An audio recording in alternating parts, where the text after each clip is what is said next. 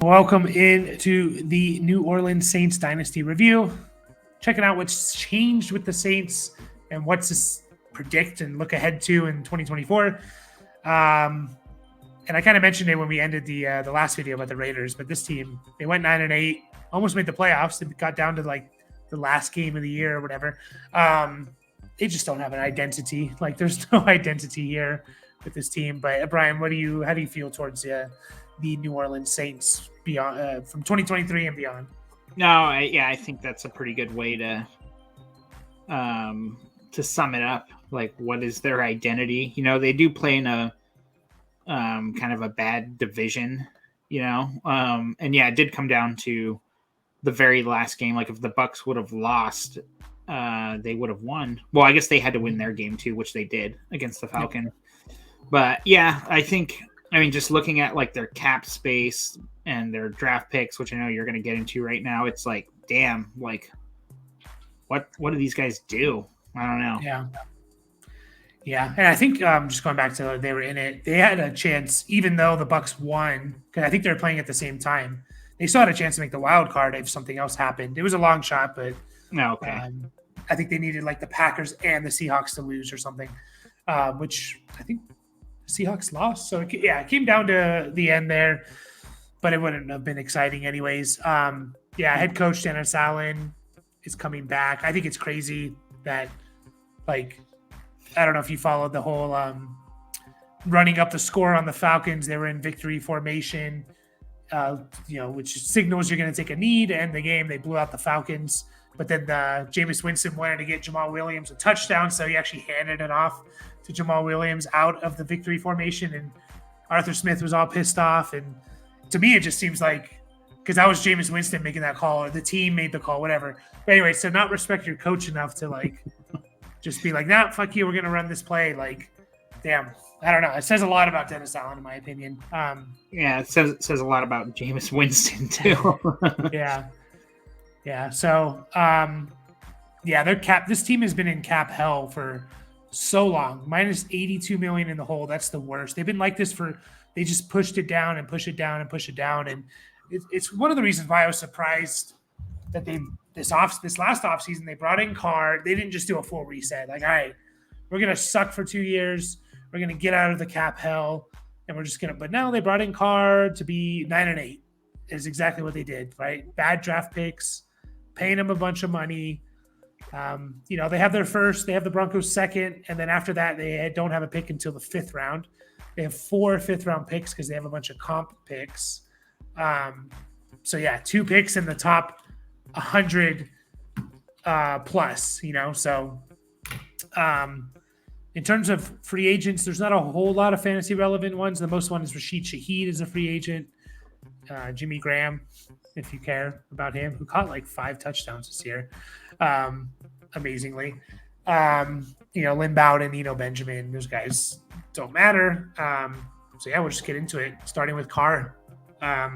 Should be the quarterback this year, although I did hear rumors like they want to move away from him, but I don't know how they're going to do that unless they just eat a bunch of money, which I don't know why they would do that. But Carr finishes the QB 16. He had stretches there. Like, he was a pretty consistent, all right, I need 15 points.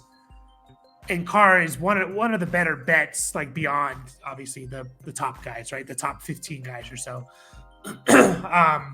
So he had a stretch there from week 5 to 9 where he was actually a top 12 quarterback. And then he was so beat up. Like, he was just there's no way Carr is going to play this week. And then he does. So, and then he was good down the stretch as well. Weeks 15 through 18, you could have started him in the playoffs and done really well. Where you at with Carr? Still comfortable with him as your QB2 in Superflex? Yeah, I think so. Obviously, like, if I had him as my QB2, I think I'd want another guy kind of on that same level. Yeah.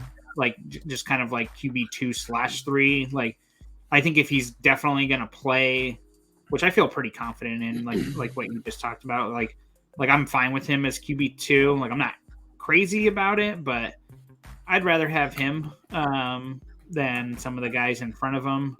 Rather have him like just sorry, like this is not a dynasty thing, but like I'd rather play him over Levis. Let's put it that way. I wouldn't necessarily rather have him over Levis, but yeah, like I mean, if you could trade Will Levis for Derek Carr and a piece, like I would totally do that. You know, like you said, like we need to stop thinking about dynasty in 5-year windows and stuff because we don't even know what the hell is going to happen this next year.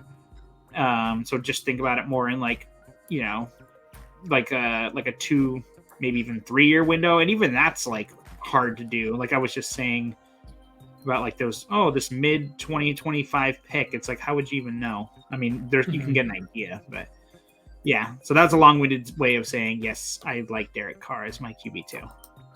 Yeah, I agree with you. If he is my QB2, I want someone on that same level as my QB3. So it's like, you know, interchangeable. QB3, if he's my QB3, I'm super happy.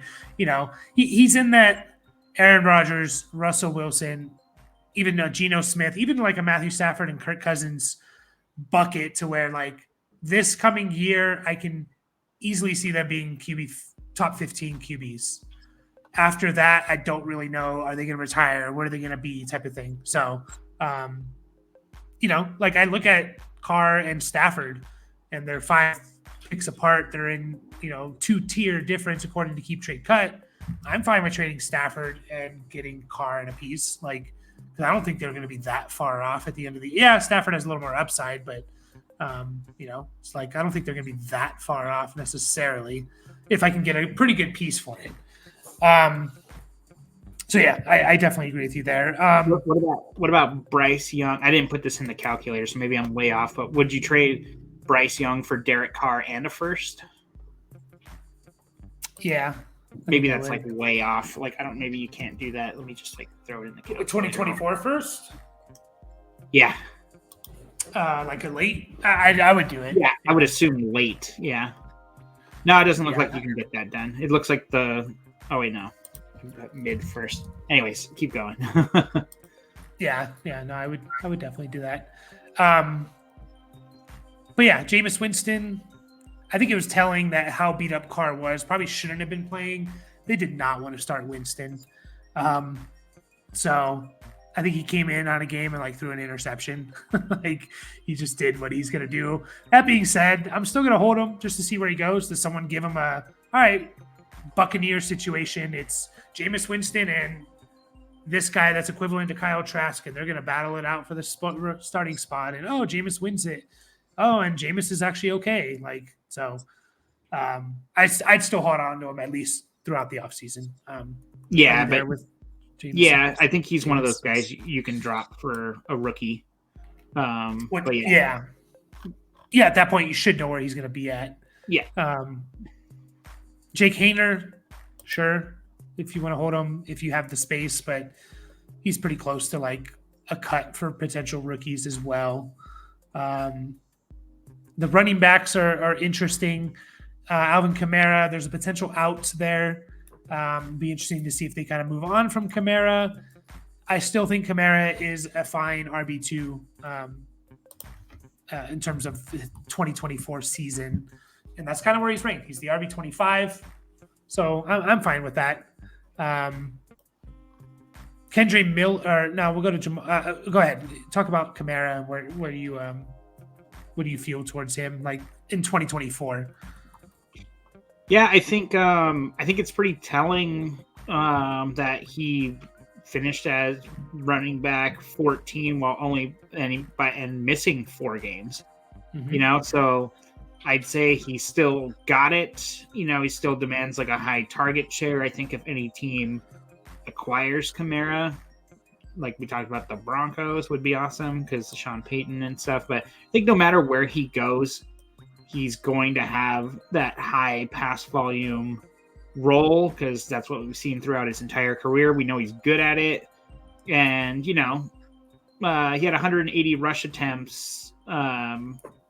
And I think you can pencil him in for that, especially if he plays all games. You know, he's never going to be that, 250 rush attempt guy, but that's not why we like Kamara. So, yeah, I think he's still solid. Like, I'd say, like, not for Dynasty, but I'd say, like, I'm not going to be shocked at all. Like if he finishes as, RB 12, RB 10, or even higher next year, assuming he plays all 17 games. Yeah. We talked about it when we talked about the Chargers, and like, could Austin Eckler go to a team and be like their Jerick McKinnon plus for the Chiefs in 2022? It's like, yeah, I can see that with Kamara too. Like, he catches 60 balls and rushes 120 times, and he has good numbers. So, I definitely think there's still some value there. I tried to acquire Kamara in our Dynasty league right towards the end from a team who was out of the playoffs. And he was just kind of like, why would I trade Kamara? And I kind of broke it down for him. I was like, well, I'm going to give you a young receiver and a pick, and your team is kind of getting old. So what's up? And he just never responded. And so it was just kind of one of those things where it's like, man, probably should have traded him. And it obviously wouldn't have worked out that good for me. Because during week 16 and 17, he was not good, and I probably would have started him. Yeah, surprisingly, I think one of those was against like the Panthers as well. And I see Rams and Tampa Bay. Okay. So I guess two tough matchups, but the other guys like Jamal Williams, like in our league, I did drop him. Probably shouldn't have dropped him just because like what if Kamara is not there?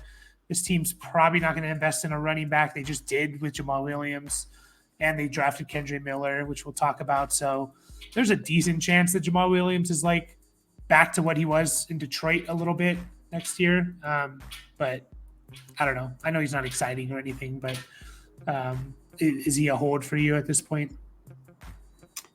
Kendrick Miller? Jamal Williams. Oh, sorry. I guess, yeah. But I think he's one of those guys you're gonna cut for rookies, and I think it's fine because, like you said, like we should know his situation at that point. Like, I don't know why you're necessarily cutting anybody right now unless your waivers are open and you can pick up some young guy, I guess. I mean, he could be a cut for rookies, but if they don't make any moves at running back and they let Kamara go, he's probably not. Like, if he's at worst the RB2 on that team, like, you're keeping him for sure. So, I think he's a hold at this point. And Kendre Miller, like, he's in the Tajay Spears boat, not as highly ranked, but he's ranked RB26 solely because we think he's going to be the main guy next year. And I give him a better chance to be the main guy than Tajay Spears, just because it's the same coaching staff and the Titans have a bunch of money to spend on whoever they want. But I don't know, like, would you sell? Is he part of that? Like we talked about it, that process play where like you should probably just sell them now. And are you going to hit on all of them? No, but are you going to hit on 65% of those trades where you're just like, all right, I don't think he's worth essentially RB2 value, or do you think he will be for the Saints next year? He was drafted in the third round. I don't know. I'm just looking at the trade calculator on Keep Trade Cut, and they're saying to even the trade add to the other side, just Kendre Miller for straight up Kamara, Keenan Allen, Najee, Tony Pollard. It's like I'd rather have all of those guys. For sure. Than Kendre Miller. And honestly, the guy, there's a lot of guys after him that I would take too. Like Nick Chubb is a couple of spots after him. I know he's coming off the injury. He's a lot older, whatever. I think that one's close, but I mean, even like Aaron Jones and Zamir White are after him. Like, I feel like I definitely would rather have Aaron Jones. Obviously, we don't know if he's going to be on the Packers and stuff, and he's 29 and all that stuff, but I think I'd rather just have him. I think Kendre Miller is a solid sell, but you're not just giving him away. Like, I think it would have to be an early second for me to 206. Would you do the 206? No, probably not, because that's probably where he was drafted, if not a little bit higher. I feel like he was drafted higher in our dynasty league, which isn't necessarily saying, oh no, sorry. We're 10 teams, so no, I don't think I'm doing that. I think that's just like a lateral move, and like he has the potential to be the guy. We don't know if he's going to be good, but I'd rather just hold him, I think. Yeah. Yeah, it's just interesting. I don't know. Again, like it's always hard with these guys that like there's no reason he's going to be 26 besides we think he's going to be the guy. And I know you got to project a little bit, but there's a good chance he's just not the guy. But I do think there's a solid chance they do cut Kamara given their cap situation. So I give him a much better chance than like Tajay Spears to be the guy. Really? To be the starter? Yeah. Yeah, just because like I mentioned before, Titans have, I think, second, third most money to spend. They have a new coaching staff coming in. So those two things I got you. Combined, whereas the Saints have no money, they probably have to cut their number one running back to make money, make space, and they don't really have many picks, and it's the same coaching staff. So if I had to guess, I think Kendra Miller is more of the start, has a better chance to be the starter than Spears. I don't know if he's better, but he was drafted at the 107 in our 10-team league, so literally spot 17. So he's drafted 205 in the 12-team. 207. You said 107.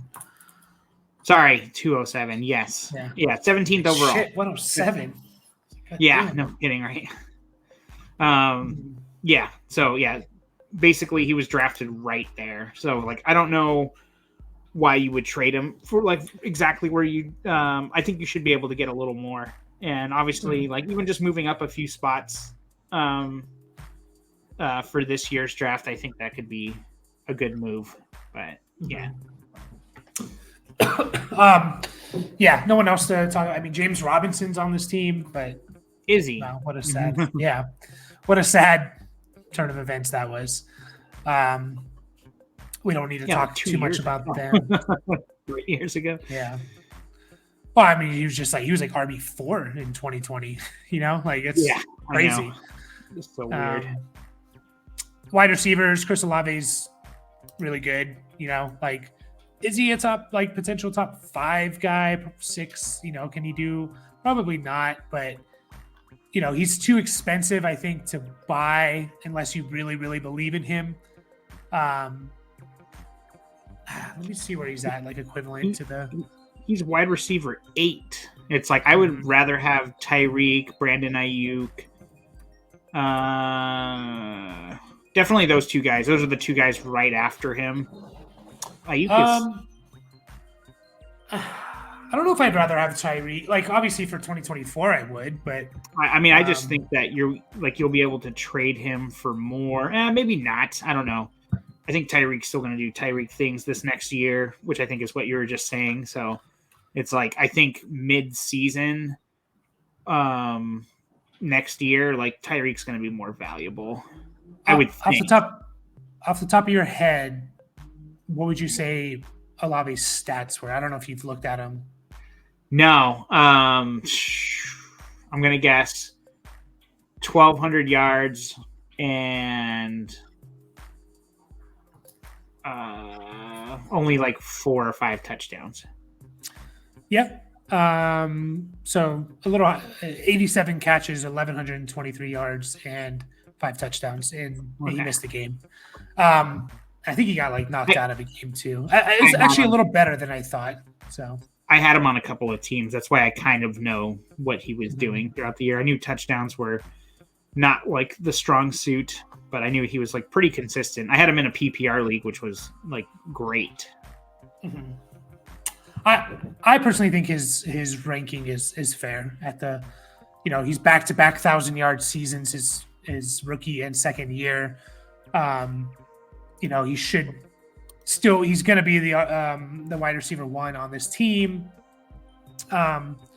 So like they're basically saying he's worth pick 107. No, let's see. Pick 108 in this upcoming draft. No, pick 105 is Wow. they're saying what he's worth. I would trade if I had the 108 and could get Olave for it. I would do that. Yeah, get Olave. So yeah, they're basically saying like the 105 they favor the pick, the 106 they favor Olave, Chris Olave. So yeah, that's tough. That's tough to know because this draft class is good. So you're looking at potentially like Brock Bowers or wide receiver 3. I don't know. I think he's fairly ranked there. I think he can still explode. That's pretty close to where he was drafted 2 years ago, in that middle of the first round, or even like maybe even like a just basically like that's like right where he was drafted, like between I can't remember exactly, but I would say he was between like the second and fourth receiver taken in that year. So I feel like he hasn't done anything to not warrant that. He had 1,000 yards his rookie year. He improved. So yeah, no, that's kind of what I'm saying. It's like I wouldn't sell Olave for that. I don't think. I definitely wouldn't sell him for the 108. I'm pretty sure. Again, things could change between now and the draft. But I am not like I would definitely pay. Anything 106 or past that, I definitely would. I know you said that's like right where he's kind of being valued. So yeah, I would totally do that. Yeah, bird in the hopefully hand. hopefully they just throw him the ball more. So Michael Thomas, I don't know. I think they're going to move on from him. It's time. The guy can't stay healthy, and we've seen what he's. He was Mr. Consistent there. If you needed like 8 half PPR points the first 8 weeks of the season, just start Michael Thomas. But he's done. He's 30. He'll be 31 here in about a little over a month. He hasn't done anything relevant since 2019. Like we got to move on at this point. Yeah, for sure. What a fall from grace that was, right? I think it's funny that you said it's time. It's like I think it's been time. Yeah, I bought it back in a little bit at the beginning of this year, only because he was like going in like the 12th round or something. Yeah, that's totally fine. But I think it's kind of funny when they rank guys who didn't even play in the year. Like in 2021, he was the 953rd ranked receiver. It's like he didn't play a game. He didn't take a snap. So it's like I don't know where that number comes from. It's like, does it go alphabetical at a certain point? I don't know. I guess so. He's the perfect example of why you should never not listen to trades, no matter who the player is. So, because you look at his first 4 years, like holy crap, 1,100, 1,250, 1,400, 1,725, and he broke the single season reception record, which he still has at 149. And then he's done nothing since. So he's just the perfect. Odell Beckham's another one. Like you should always listen, even if someone's trying to get Jamar or Chase or Justin Jefferson from you. Obviously, they have to overpay, but no one's off. And I think that's a good lesson for sure. Like always listen to trade, and I know sometimes it's hard to consider what like. I was going to say always counter. Also, don't just say no. I mean, at least say you're not even close. You're going to have to do better. But like, I don't know. I feel like I don't always do this. So I'm like kind of talking out of turn a little bit. But it's like, yeah, you should always like try and counter for something. Even if it's like a ridiculous offer, that's just going to get shot down. Like sometimes I feel like it's not even worth doing that. But you should probably at least think about it, like... Try and make it work somehow, But yeah, overpay is the way to go if you definitely don't want to get guys because you never know what'll get accepted. Yeah, I mean his first 4 years, like I think Justin Jefferson's are better, but it rivals it for sure. Like it's right up there. So, and then Rashid Shaheed is a decent hold. He's tough in lineup leagues. Best ball, he's better. He's a free agent. I don't know where he's going to go, but you're holding on to him. But he's tough in anything outside of if you play in 12 teams and you're starting like 12 players, he's getting there. But like any like 12 teams start 10 and lower, it's really hard to potentially start him. Do not all rookies get 4-year contracts at least, or is that only? I know he wasn't a rookie, but the reason I'm asking because he's only played 2 years. He must have been undrafted then. Okay. And those are kind of like they can give you Whatever they 2-year want. contracts and stuff like that. Yeah, he might be like he was undrafted. He might be like an exclusive rights, like they can keep him pretty easily or something. And Gotcha. but yeah, if you're not drafted, you don't get 4-year contracts necessarily. A.T. Perry is a stash for sure. This is a guy who's interesting. I liked him coming out of college. I thought he was a project receiver. He has good size, 6'5", like 205. He flashed a couple times this year.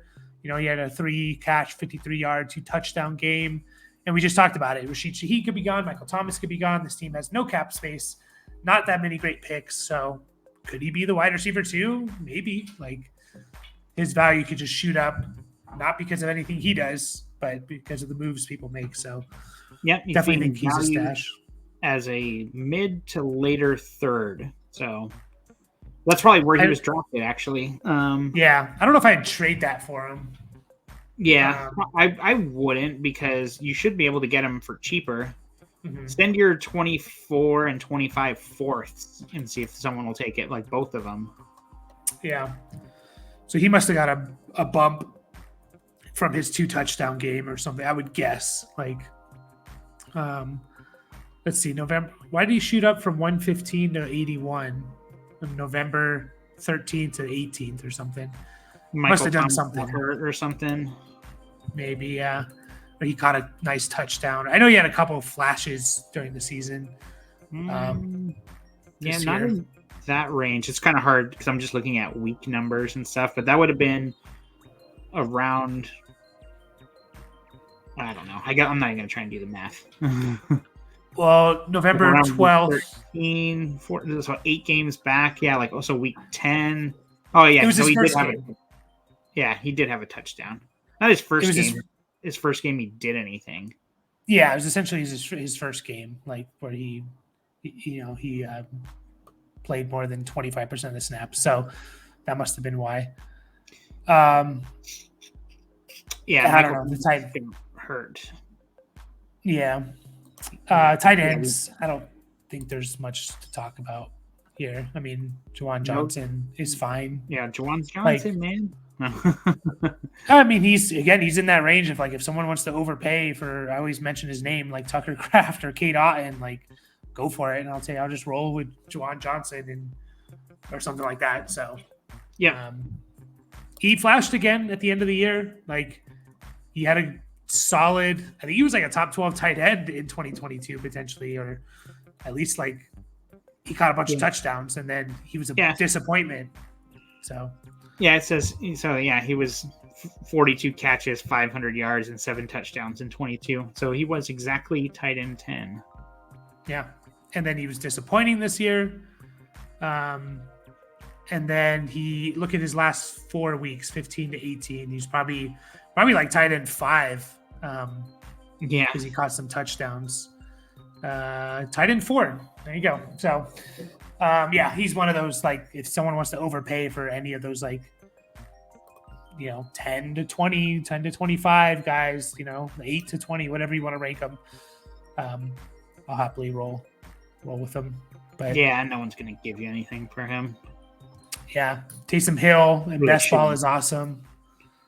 They have a potential out there, which I assume they'll move out of, but who knows? Foster Moreau, not much to talk about. So I don't know if you want to talk about Taysom Hill at all. No, I think I don't really know what there is to say. Like, let me see. Where is he valued at, actually? Because I have absolutely no idea. Tight end 35. He's the interesting case of like, I'm going to build my team where the tight end, whatever they do is extra. So I don't care if he gives me 2.5 points because I didn't spend any I have all these other studs, but when he puts up 18 or 20, I win, right? Because that's all cherry on top. Like, that's not how I approach the tight end. If I don't get one of the top guys, like, I'll just take those boom or bust guys. Sorry, go ahead. Yeah, it's just kind of funny. Like, you're like, I don't care if he gives me 2 points. It's like, well, I care, but no, I know what you mean by that. Yeah. Yep. I guess that's it. Tight end 35, you said? Yeah, it's fair, I guess. I don't know. He's old too. Like, he's been in the league. He's almost 30. He'll be 35 early on in the season or right before the season starts. So I see 33.4 on Keep Trade Cut. So he'll be okay. Yeah, 34 is what it makes. He'll be 34 almost exactly when the season starts. Okay, but he's a young 34, Mike. Is he? I don't know. I'm just thinking, like, because of like how I said the same thing about Cordero Patterson. I think it's like, well, he didn't really do a whole lot for a while, so it's not like he's like playing like all the time. So that's what I mean by that. But yeah, no, that's not. Yeah. Do you know what his nickname is? No, I'm trying to think of one off the top of my head. I have no idea. Wait, is it the Swiss Army knife? No, that's a good guess though. I like Pro Football Reference because like almost every player they put their players' nicknames. So if they have one, and they'll put multiple nicknames if they have it. His is the Mormon Missile. So he went to BYU. The Mormon Missile, Taysom Hill. So that's a cool nickname, I guess, if you play in nickname leagues or something. Justin Jefferson should have a nickname, right? He doesn't have one according to Jay Jetta is what people call him. So nah, that one sucks. Yeah. I guess that's it for the Saints. We will be back with the Colts. And any last words about anything there, Brian? No, I think we covered it. Yeah, I think so. It was one of our longer ones just because that whole last talking about Taysom Hill. But we'll be back again with, like I said, with the Colts. As always, like and subscribe, and we will catch you guys next time.